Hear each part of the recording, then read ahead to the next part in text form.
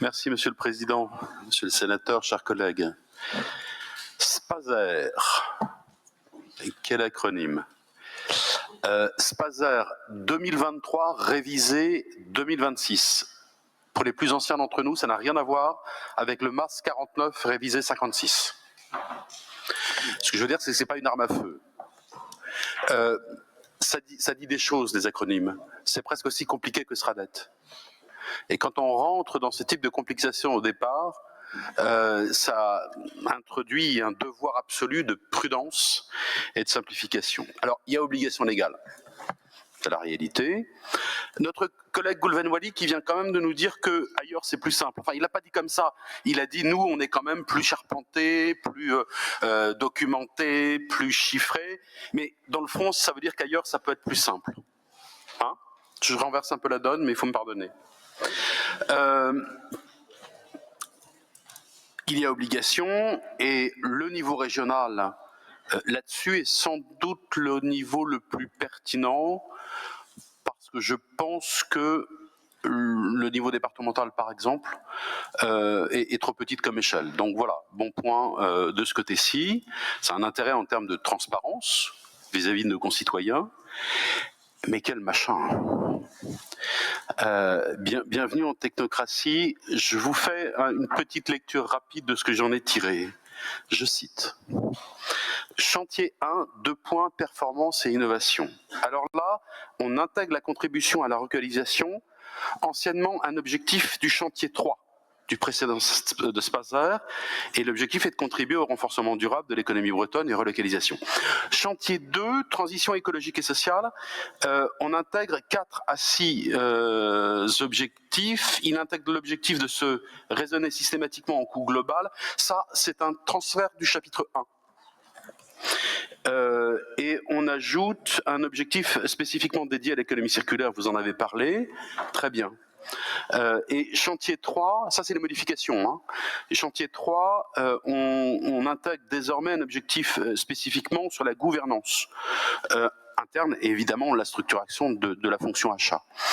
Il y a des choses intéressantes dans les modifications. Je pense à la modification de 30 à 60%. On savait très bien que les 60% ont bénéficié aux grandes surfaces et ça a été très bien dit en commission.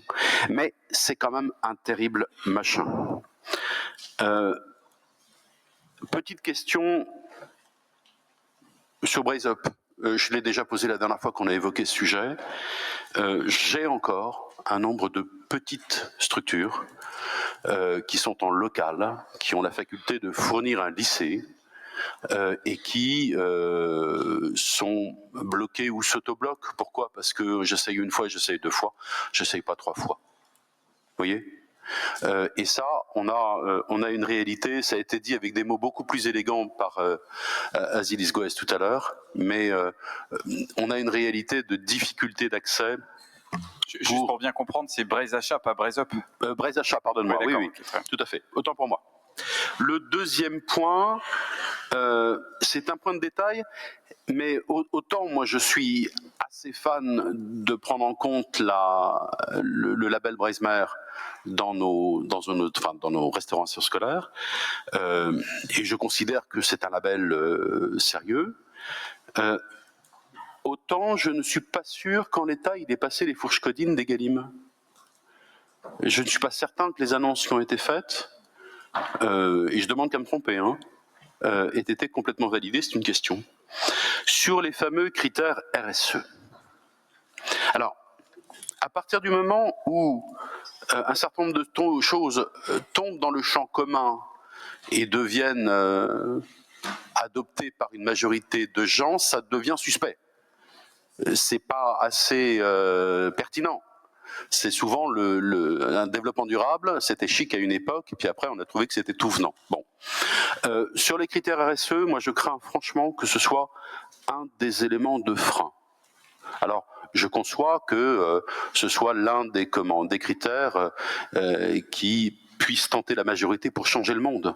Mais moi, ce qui m'intéresse, c'est que les gens aient un produit de qualité lorsqu'ils l'achètent, vous voyez, ou qu'on en ait un, et qu'on puisse fournir à nos, notamment pour la partie restauration scolaire, à nos jeunes des produits de qualité. Donc, j'ai un petit doute là-dessus. Je ne sais pas, on a eu cet échange, je ne sais pas si c'est vraiment un critère qui favorise ou pas les candidatures bretonnes. Parce que ce qui m'intéresse aussi, c'est que quand on peut acheter breton, on achète breton. J'ai bien compris l'indicateur des 78,5%. Mais je ne sais pas certain que le critère RSE soit un critère facilitant. Vous dites que vous faites des efforts envers les TPE et les PME. Moi, ma conviction, c'est que la norme, bien que nécessaire, en général, tue le petit. Et que c'est une règle générale. Comprenez-moi bien, je ne suis pas anti-norme, mais je dis qu'en général, elle est mise en place pour des intérêts qui ne sont pas forcément les intérêts de la norme, mais des intérêts de marché. Et je vous dis une nouvelle fois, la PME ou la TPE, allez, dans une période où le marché peut être un peu plus compliqué pour elle, va se dire « je réessaye la commande publique ». Et puis j'essaye une fois, et puis j'essaye 2 fois, je suis pas retenu, et j'essaye plus. Comment est-ce que vous vous vaccinez, Monsieur le Président et Monsieur le Sénateur, pour pouvoir décomplexifier tout ça? Et au début du siècle dernier, ou au début de ce siècle, pardon, j'ai commis un petit document au cours de mes études sur l'application des principes de l'amélioration continue dans les structures publiques. Et ma conclusion, elle était que les structures publiques ont une telle appétence pour les indicateurs, la norme, la complexité, les papiers, l'administration, que c'était une gageure que de tenter ce type de démarche et qu'on arrivait à une suradministration à grande vitesse. Donc, voilà mes quelques mots, voilà mes quelques doutes. Vous voyez que je suis au milieu du gué. Ce dont je me souviens, c'est l'expression de Georges Pompidou, qui consiste à dire qu'il faut arrêter d'emmerder les Français et il faut le mettre en grand dans son bureau lorsque on rentre dans ce type de démarche.